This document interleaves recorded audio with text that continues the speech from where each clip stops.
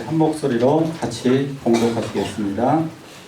이사야 61장 1에서 3절입니다.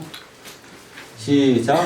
주 여호와의 영이 내게 내리셨으니 이는 여호와께서 내게 기름을 부으사 가난한 자에게 아름다운 소식을 전하게 하려 하심이라. 나를 보내사 마음이 상한 자를 고치며 포로된 자에게 자유를, 갇힌 자에게 노임을 선포하며 여호와의 은혜의 해와 우리 하나님의 보복의 날을 선포하여 모든 슬픈 자를 위로하되 무릇 시온에서 슬퍼하는 자에게 화관을 주어 그 죄를 대신하며 기쁨의 기름으로 그 슬픔을 대신하며 찬송의 옷으로 그 근심을 대신하게 하시고 그들의 의의 나무 곧 여호와께서 심으신 그 영광을 나타낼 자라 일컬음을 받게 하려 하심이라. 아멘. 내 손을 주께 높이 듭니다. 내 찬양 받으실 주님. 이게 어디에 나올까요? 이 찬양이 성경. 이것도 이사야서에 나오죠. 그 다음에 복음 들고 산을 넘는 자들의 발길. 이것도 이사야에 있죠. 그가 찔림은 우리의 허물을. 이것도 이사야에 있고, 지난주에 불렀던 보내주소서 보내주소서. 그 다음에 일어나라 빛을 발하라. 일어나라 빛을 발하라. 그것도 이사야에 있고, 찬송가나 복음성가의 상당수가 이사야에서 나왔습니다. 그 정도로 이사야가 굉장히 아주 중요한 내용을 가지고 있습니다. 그래서 사람들은 이사야를 가지고 작은 성경이다 이렇게 말씀하고 있습니다. 왜냐하면 이사야의 장수가 놀랍게도 66장입니다. 성경이 66권인데 이사야도 66. 거기서 39권, 구약이 39권이고 신약 성경이 27권으로 되어져 있는데 이사야 선지자의 예언도 39장까지는 이스라엘 중심으로 했고 나머지 27개는 열방을 향하여 예언을 하였습니다. 그래서 딱 구분을 하면 그것도 39, 27로 딱 떨어집니다. 그러니까 누가 봐도 이것은 작은 성경입니다. 아주 더 신비로운 거는 여기에 묵시록이라고 해서 하나님의 신비를 드러내주는 요한계시록과 같은 내용도 또 있어요. 성경에 있는 모든 내용이 거의 다 축약적으로 다 들어있는 성경책을 하나 꼽으라면 이사야입니다. 이사야서. 성경의 중심이 무엇일까요? 도대체 성경을 하나님께서는 왜 쓰게 하셨을까요? 성경 없이 신앙생활을 해도 되지 않을까요? 가끔 그런 이단들도 있긴 있죠. 성경 없이 신앙생활하면 자기가 하나님 되고 자기가 교주가 되고 지 맘대로 다 하겠죠. 지금 있어도 이단들이 많아서 자기가 하나님이라고 이렇게 이야기를 하는 판에 성경까지 없으면 더 난리가 날 것 같기도 합니다. 자, 근데 성경의 진짜 목적이 따로 있습니다. 성경의 진짜 목적을 볼까요? 읽습니다. 시작. 너희가 성령에서 영생을 얻는 줄 생각하고 성경을 상고하노라. 이 성경이 곧 내게 대하여 증거하는 것이로다. 아멘. 성경은 내게 대하여, 즉 예수에 대하여 증거. 이거 예수님이 하신 말씀입니다. 이 성경은 예수 나에게 대하여 증거하는 것이다. 이게 성경의 목표입니다. 목표이고 성경의 목적입니다. 성경은 예수를 드러냅니다. 구약 성경은 오실 예수님을 비추고 있고 신약 성경은 오신 예수님을 완벽하게 드러내고 있습니다. 그래서 성경은 예수 중심적이다. 자, 성경은 다양한 내용들이 되게 많습니다. 법전도 있죠. 시집도 있죠. 시편 있으니까 시집도 있죠. 예언집도 있죠. 또 역사도 있어요. 역사도 있습니다. 거기에다가 노래도 있습니다. 잠언 같은 지혜 문서도 있습니다. 편지도 있습니다. 아까 얘기한 요한계시록 같은 묵시록도 있습니다. 근데 그 주제는 하나입니다. 뭐냐? 예수 그리스도. 그 한 분에 다 초점을 맞춰져 있습니다. 이사야도 특별히 이사야 성경은 다른 성경에 비해서 예수님에 관해서 아주 특별히 많이 소개를 하고 있습니다. 특별히 예수님이 태어나실 것과 죽으심까지 거의 완벽하게 예언을 해놓았습니다. 제가 시간이 다 없어서 아주 일부만 여러분들에게 소개를 하도록 하겠습니다. 근데 지금부터 나오는 말씀은 이사야가 활동하던 시기가 740년경이니까 무려 적어도 700년 전에 이러한 예수님이 태어날 것이고 이런 분이 올 것이라는 것을 다 성경을 통해 예언해 놓았습니다. 그러니까 이사야의 첫 번째 목적, 이스라엘아 너희들 회개하고 주께 돌아오라. 두 번째 목적, 이방 사람들, 외국인 너희들도 하나님이 구원하신다. 세 번째, 가장 중요한 목적, 예수 그리스도가 온 세상에 1번과 2번을 해결하러 예수 그리스도가 오신다. 아멘. 자, 한번 내용을 좀 볼게요. 자, 이것도 한번 읽어볼까요? 시작.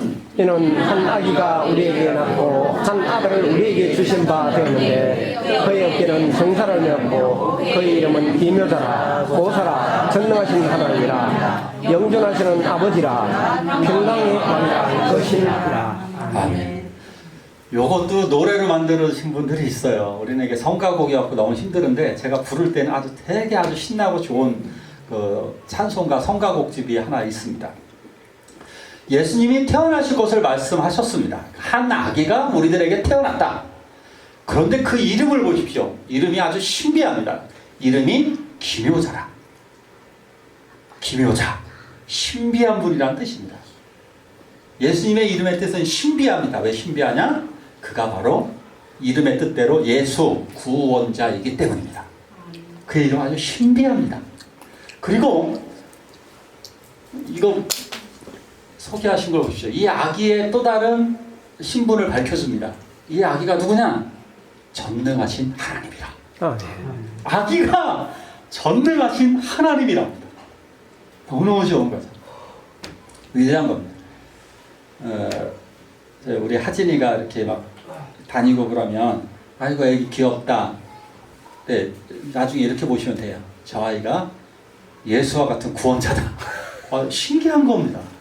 나중에 정말 하진이가 얼마나 위대할지 한번 생각해 보십시오. 나중에 슈퍼스타가 될지 인류를 구원할 또 다른 그 예수님 말고 그러니까 인류를 어떤 어려운 데서 이렇게 구해내는 위대한 사람이 또 될지 우리가 대통령이 될지 뭐가 될지 모르는 걸 한번 두고 보라고요. 근데 예수님이 얼마나 신기했을까요? 그러니까 예수님이 신기했으니까 안나 선지자나 시몬 선지자 뭐 이런 사람들이 예수님을 보고 정말 감격에 겨워서 안나 선지자 같은 경우는 85년 과부 생활 동안 지켜 하나님이 살려주시면서 이 아기를 보고 막 울잖아요. 시몬 선지자도 그렇고. 왜? 이 아이가 온 세상을 비추는 빛이다. 이 아이가 바로 전능하신 하나님이기 때문에. 이게 엄청난 사실입니다. 우리들이 아이들을 키울 때도 약간 이런 느낌으로 이 아이가 하나님의 또 놀라운 일을 감당할 아이. 신비로운 겁니다. 그러니까 아이들이 뛰어다닐 때 저놈이 지금은 뛰어다니지만 나중에는 쟤네들이 교회와 사회를 위해서 엄청난 일을 하겠구나. 또 말도 그렇게 해주셔야 돼요. 아멘. 크게 될 거다. 할렐루야. 아멘. 그렇게 하나님이 사용하실 것입니다.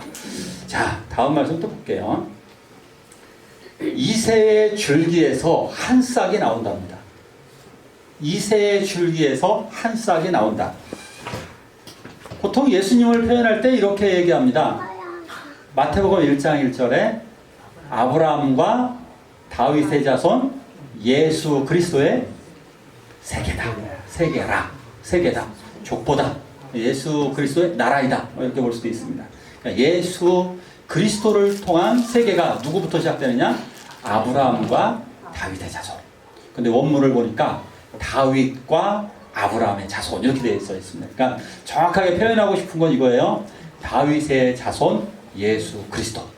그런데 뜬금없이 이새가 나옵니다. 이새는 누구죠? 다윗의 아버지죠.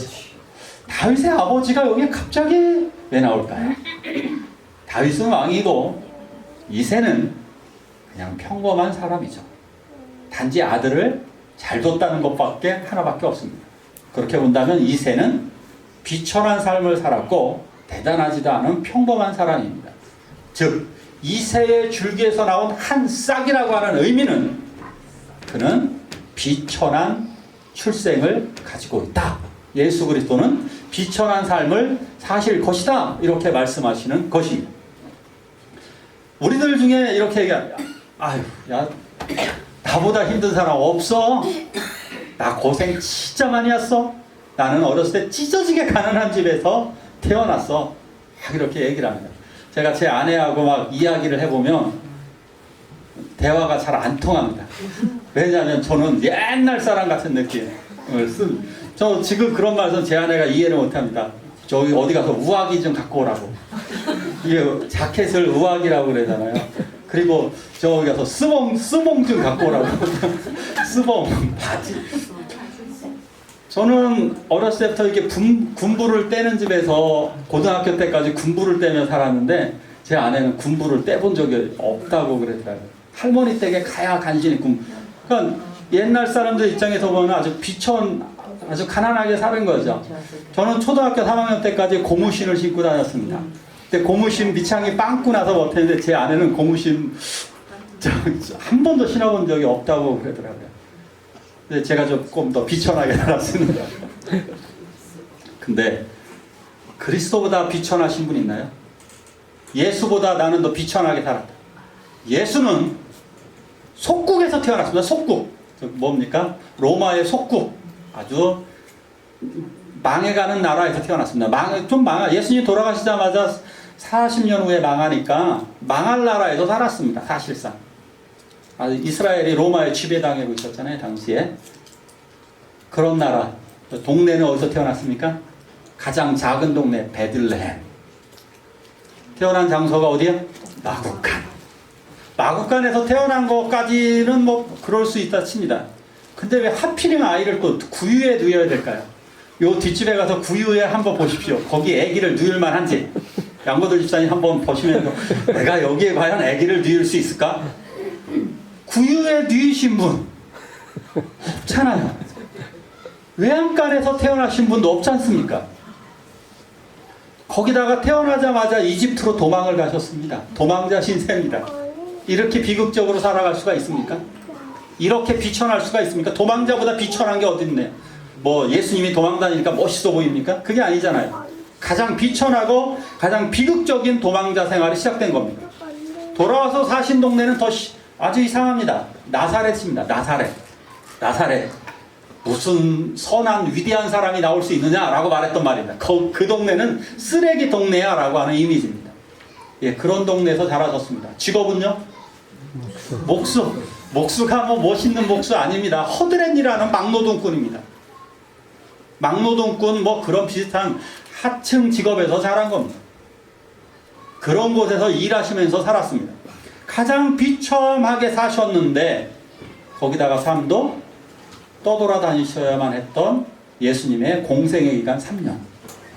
자, 이렇게 비천한 삶을 사셨습니다. 바로 그것을 의미합니다. 자, 그런데 예수님에게 놀라운 것이 하나 있었습니다. 뭘까요?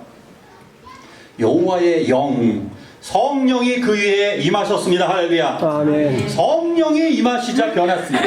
예수 그리스도께서 세례를 받으실 때 성령이 그 위에 임하셨고 예수 그리스도는 이제 성령의 능력으로 행동하시게 되었습니다. 아멘. 30년 동안 나무만 깎던 잡일 막노동일을 하셨던 예수님이 성령이 임하시게 되자 성령의 권능으로 귀신들을 내어쫓고 성령의 권능으로 병자들을 치료하고 성령의 능력으로 장애인들, 지금도 의학적으로 못 고치는 그 장애인들을 벌떡벌떡 일으키고 소경에 눈을 뜨이고 귀머거리에 귀를 열려주셨습니다. 아멘. 이런 놀라운 능력이 바로 성령이 임하기 때문입니다. 우리들에게도 성령이 임하기를 축원합니다. 아멘. 성령이 임할 때 변화가 일어납니다. 1년 전인가요? 제가 어떤 목사님을 뵀는데 여자 목사님입니다. 남편에게 학대받았습니다. 남편이 술만 마시고 오면 행패를 부렸습니다. 남편 때문에 못 살아. 놀랍게도 그에게 성령이 임하시고 나니까 이분이 나중에 목사님이 되었습니다. 목사가 되고 나니까 또 어떤 성령을 받고 목사가 되고 나니까 어떤 일이 벌어지느냐, 남편이 순종을 하기 시작하고 반대로 그 남편이 잘 섬겨줘요, 아내를. 그래서 그분이 장로님이 되어지고, 그리고 3,000명이 넘는 교회에 지금 목사님으로 계십니다. 남편한테 하대받고, 그죠? 니까 짓게 뭐 할 줄 아냐고 잔소리나 들었던, 술 마시는 남편 시중 들어야 됐던 그러한 인생에서 성령이 오자 확 변하게 된 것입니다. 우리들도 바로 성령이 오는 순간 새 인생으로 변화될 것입니다. 아멘. 자, 다음 말씀도 볼까요? 읽어보죠. 시작. 외치는 자의 소리가 너희는 광야에서 여호와의 길을 위하여 사막에서 우리 하나님의 계를 평탄케 하라. 아멘. 외치는 자의 소리요. 세례 요한을 얘기합니다. 세례 요한까지 예언을 내놓았습니다. 세례 요한이 와서 이렇게 메시지를 외치게 될 거예요. 근데 세례 요한은 똑같이 외쳤습니다. 너희는 여호와의 길을 예비하라. 즉 예수 그리스도의 구원의 길을 너희도 준비하라고 하는 거죠. 예수 그리스도를 받아들이라고 하는 의미입니다. 정확한 의미는. 다음 또 볼까요? 자, 요건 중요한 말씀이니까 더 읽어보겠습니다. 시작. 그러므로 주께서 친히 징조로 너희에게 주실 것이라. 보라, 처녀가 잉태하여 아들을 낳을 것이요 그 이름을 임마누엘이라 하리라. 아멘. 아멘. 이것도 여기에 있는 구절이에요. 예수님이 처녀로 탄생하게 된다는 것도 이사야 7장 14절에 이렇게 나와져 있습니다. 보라, 처녀가 잉태하여 아들을 낳을 것이요 그 이름을 임마누엘이라 하리라. 마태도 이렇게 얘기했습니다. 마태가 이걸 직접 인용을 했어요. 마태가 한 여자가 임신을 해서, 처녀가 임신을 해서 아이를 낳게 된다. 근데 그 아이의 이름이 또 신기합니다. 이름은 예수죠. 그런데 또 다른 이름이 있습니다. 별명이. 별명을 우리가 옛날에도 붙여줍니다. 얘는 너는 바우같이 살아라. 바우. 별명을 붙여주는데 너 별명을 붙여줄게. 네 별명은 임마누엘이야. 아멘. 하나님이 우리와 함께 계신다. 아멘. 이 이름을 별명으로 주시는 겁니다. 별명으로. 하나님이 우리와 함께 계신다. 처녀 마리아를 통해 예수님이 태어나심으로 이 말씀은 완벽하게 이루어지게 되었습니다. 아멘. 다음 말씀, 이거는 완벽합니다. 또 다음 보죠. 이것만 예언된 것이 아니라 다음 또 볼까요? 위에 말씀 위에 없나요? 이게 제가 미처 못 해놓은 것 같아요. 이사야 53장 5절 6절 우리가 알고 있는 내용입니다. 이사야 53장 5절 6절 뭐가 있을까요? 노래를 불러볼게요. 그가 찔림은 우리의 허물을 인함이요 그가 상함은 우리의 죄악을 인함이라. 그가 징계를 받음으로 우리가 나음을 입었도다. 거기까지. 그거 다 보면 이게 이사야 53장 5절 6절입니다. 그가 찔림은, 그가 상함은, 그가 징계를 받음은, 그가 채찍에 맞음으로. 놀랍게 예언이 완벽하게 정확하게 이루어졌습니다. 마치 그 현장에서 바라본 것처럼 1절부터는 더 아주 기가 막힙니다. 그가 상했는데 얼굴이 얼마나, 예수님의 얼굴이 그 가시관에 찔리고 얼마나 얻어맞고 얼마나 얼굴이 완전 망가졌는지, 얼굴이 상해서 여자들이 얼굴을 가리우고 못 볼 수가 없는 사람 같았다. 어떻게 그렇게까지 예언하죠? 마치 옆에서 이렇게 바라본 것처럼. 여자들이 얼굴을 가리우고 도대체 끔찍해서 보지 못하는 얼굴. 예수님이 그 정도로 예수님의 얼굴이 상처를 입으셨다. 예수님의 외모까지 표현하셨어요. 예수님은 미남이 아닙니다. 이렇게 그림 같은 데서 보면 예수님이 너무 잘생겼어요. 예수님 미남 아닙니다. 성경에 그런 구절 한 구절도 없습니다. 사실 오히려 고운 모양도 없고 풍채도 없었다라고 하는 이사야서의 말씀을 근거로 본다면 예수님은 그렇게 곱지도 않았고 풍채도 없는 야리야리한 그런 남자, 그냥 평범한 사람 같아 보입니다. 기가 막히게 이렇게 예수님의 모습을 표현해 놓았습니다. 근데 그 예수님의 모습이 또 저기까지 예언해 놓았어요. 도살장으로 끌려가는 어린 양 앞에서 잠잠한 같이 입을 열지 않았다. 도살장으로 끌려가는 이현문 장로님과 옛날을 추억해요. 이현문 장로님이 개를 잡던 진짜 놀랍게도요. 개들이 그렇게 뛰어다니고 막 잘 짖고 그러는데 개를 죽이러 끌고 가면은 개들이 아무 말을 안 합니다. 짖지를 않습니다. 그냥 근데 개만 그러는 게 아니라 짐승들 상당수가 그러더라고요. 이렇게 도살장으로 끌려가는 들이 이렇게 가만히 있어요. 그게 더 마음을 아프게 해요. 짐승들을 딱 보면 그래서 짐승들을 도저히 못 죽이겠는 거예요. 예수님이 그 끌려가시는 그 모습이 그 침묵을 하시면서 도살장의 어린 양으로 끌려가는 양처럼 잠잠히 그 곤욕을 다 당하십니다. 예수님이 살아날 수 있는 방법 너무나 쉽다고 말씀드렸죠. 나는 그리스도가 아니요. 나는 하나님의 아들이 아니요. 둘 중에 한마디만 하면 삽니다. 아니, 간단하게 나는 하나님의 아들이 아니요라고 그러면 그냥 100% 살아납니다. 그러나 예수는 온 세상의 죄를 담당하시기 위해서 그 죄를 감당해내십니다. 4개 연속. 그가 찔림은 그가 칼과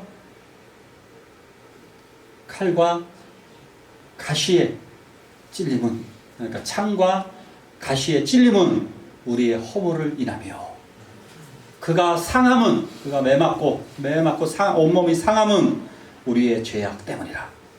그가 징계를 받아서 우리 대신에 징계를 받아서 우리는 하나님과 더불어 평화를 누리고 그가 채찍에 맞음으로 우리의 모든 질병과 고통이 나음을 입었도다. 우리는 다 양 같아서 죄를 범하여 그릇 행하여 우리의 죄악을 예수 그리스도에게 담당시키셨도다. 이 말씀 놀랍게 그대로 이루어져서 성취되었습니다. 이거 이사야 선지자의 말씀입니다. 저는 이사야 56장 1절부터 8절까지 이 내용을 한 56장 전체를 히브리어와 헬라어, 영어 그리고 이 성경을 갖다 놓고 막 번역을 하는데 제가 성경보다 어떻게 보면 성경 못지않게 한번 번역을 해봐야 되겠다 나도.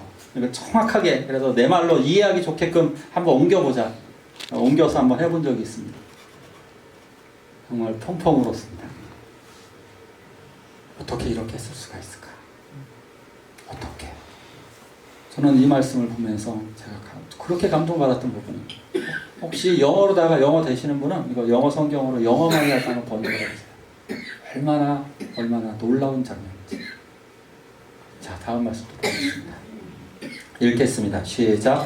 여호와께서 가라사대 보라 내 종이 구하니 받들어 높이 들려서 지극히 존귀하게 되리라. 아멘.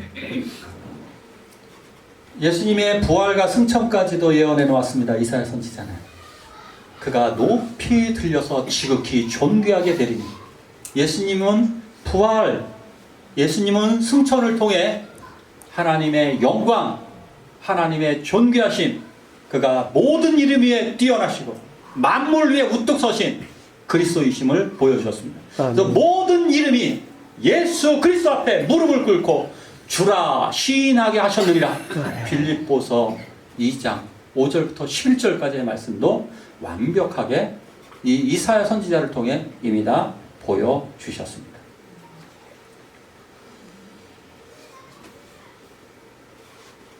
성경을 보는 방법을 간단하게 알려드리겠습니다.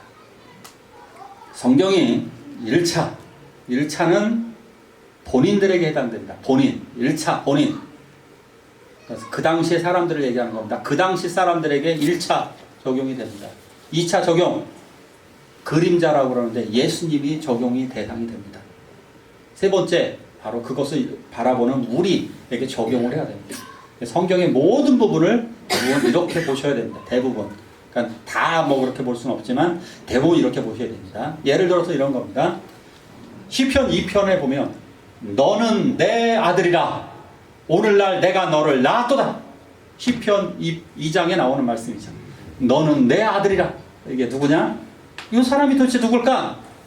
예, 다윗의 아들들을 얘기합니다. 다윗의 후손들을 얘기하는 거예요. 그래서 왕이 될 사람 대관식에 이 말씀을 시편 2편 말씀을 들려준 거예요. 대관식에 이 말씀을 낭송하는 거예요. 꼭 왕이 됐을 대관식에. 그래서 솔로몬과 같은 사람들이 이게 다 대상자입니다. 너는 내 아들이라. 자, 근데 이 말씀을 신약 성경에서 누구에게 해당됩니까? 예수 그리스도. 너는 내 아들이라. 예수님이 하나님이 예수님 뒤편에 있는 그 솔로몬의 뒤편에 있는 예수님이 진짜 실체입니다. 아시겠습니까? 예수 그리스도의 모형이 누구냐? 모세입니다. 모세가 그 당시에 1차 적용의 대상이 됩니다. 2차 실체가 누구냐? 예수 그리스도입니다. 아멘. 자, 그런데 3차 적용은 누굽니까? 우리들에게 오는 거죠. 아멘. 너는 내 아들이라. 우리는 성령 안에서 거듭나게 되었습니다. 아멘. 성령 하나님이 우리를 너는 내 아들이라. 그러니까 이렇게 해서 성경을 적용하시는 거예요. 자, 보면 그래서 이사야서의 성경도 그렇게 보셔야 돼요. 고난받는 종이 도대체 누구일까? 오늘 제목입니다. 고난받는 종이 누구일까? 1차는 이사야입니다. 이사야. 고난받는 종이었습니다. 왜요? 그는 화려한 궁중생활을 내어버리고 선지자의 삶을 살아야 됐습니다. 그것도 아들들을 참 말살날 하스파스 기억나니까 이런 아들 둘을 이름을 그렇게 붙여가면서까지 고통을 당하는 삶을 살아야 됐죠. 거기에다가 벌거벗고 3년 동안 맨발로 예언을 했던 선지자. 마지막 순간에는 톱으로 켜서 순교당했던 위대한 선지자. 고난받는 종이 누구냐? 바로 이사야입니다. 그런데 진짜 그러면 뒤편에 있는 본체가 누구냐? 본체. 이건 화면이고 그 사람들은 화면이고 컴퓨터 본체라고 그래요. 본체가 누구냐? 진짜 본체가 누구냐? 그것은 바로 예수 그리스도였습니다. 아멘. 그리고 이것을 통해서 깨닫게 되는 그러면 누구에게 적용해야 되느냐? 바로 우리들 자신이 이 그리스도의 삶, 이사야 삶을 우리가 배워야 하는 것입니다. 아멘. 오늘 마지막 말씀을 같이 보고 나눌까 합니다. 같이 한번 읽어볼까요? 시작. 주 여호와의 내게 내리셨으니 이는 여호와께서 내게 기름을 부어사 가난한 자에게 아름다운 소식을 전하게 하셨습니다. 나를 보내사 마음이 상한 자를 고치며 포로된 자에게 갇힌 자에게 노임을 선포하고 다음. 예. 여호와의 은혜의 해와 우리 하나님의 신은을 선포하여 모든 슬픈 자를 위로하되 아멘. 자, 요것을 1차적으로 하신 분이 누구냐? 이사야입니다. 이사야가 이렇게 행동을 했습니다. 이사야가 이 말씀 그대로 행동을 했습니다. 그런데 이 말씀을 누가복음에서 보면 예수님이 읽으셨고 그렇게 말씀하셨습니다. 이 글이 오늘날 나를 통해 당신들에게 이루어졌습니다 라고 해요. 이 말씀이 오늘날 응하였도다. 본문은 이렇게 되어 있지만 본문 정확하게 이거죠. 오늘날 나를 통해 너희들에게 이루어졌다. 왜? 내가 이것 때문에 왔다. 내가 이것 때문에 왔는데 지금 너에게 와서 이루어지고 있다. 주의 성령이 나에게 임하셨으니 이는 여호와께서 내게 기름을 부으사 가난한 자에게 아름다운 소식을 전하게 하려 합니다. 나를 보내사 마음이 상한 자를 고치며 포로된 자에게 자유를 갇힌 자에게 노임을 전파하며 여호와의 은혜의 해와 우리 하나님의 신원의 날을 전파하여 모든 슬픈 자를 위로하되. 신원의 날. 신원. 뭘까요? 신원 에베네세. 기독교 기업 있죠? 신원 컨트리 클럽, 여기 골프장도 있습니다. 기독교인이 하나 봅니다. 정확하게 모르는데.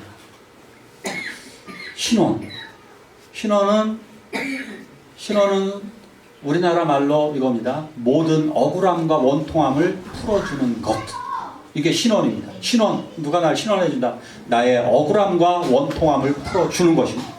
성경적으로다가 보복입니다. 하나님이 우리들의 억울함과 한을 다 풀어주고 갚아주시는 날, 그런 의미의 보복입니다. 그렇습니다. 예수 그리스도께서 오셔서 우리들이 이 땅에서 당한 나의 아픔, 나의 고통, 나의 한, 내가 가져가야 될 미래의 삶, 모든 것들 그 하나님께서 회복시켜 주시는 날, 그날을 바로 신원의 날이라고 하는 것입니다. 아멘. 예수 그리스도께서 오셔서 우리들에게 이 말씀을 전해주셨습니다. 그러기에 우리도 이렇게 살아야 하는 것입니다. 아멘. 마음이 상한 자를 고치고, 포로된 자유, 죄에 포로된 자들을 건져내며, 갇힌 자에게 노임을 전파하고, 슬픈 자를 위로하는 삶을 우리가 사시기를 축원합니다. 아멘. 이 찬양 우리 부르시기 전에 먼저 기도 먼저 할까요? 나의 원통함. 자, 눈을 감으십시오. 나의 아픔, 나의 고통, 나의 죄를 주님이 신원해 주셨습니다. 아멘. 이제 우리들도 이것을 다 감당하는 사람이 되게 해달라고 우리 한 목소리로 같이 기도하시겠습니다. 기도하십니다.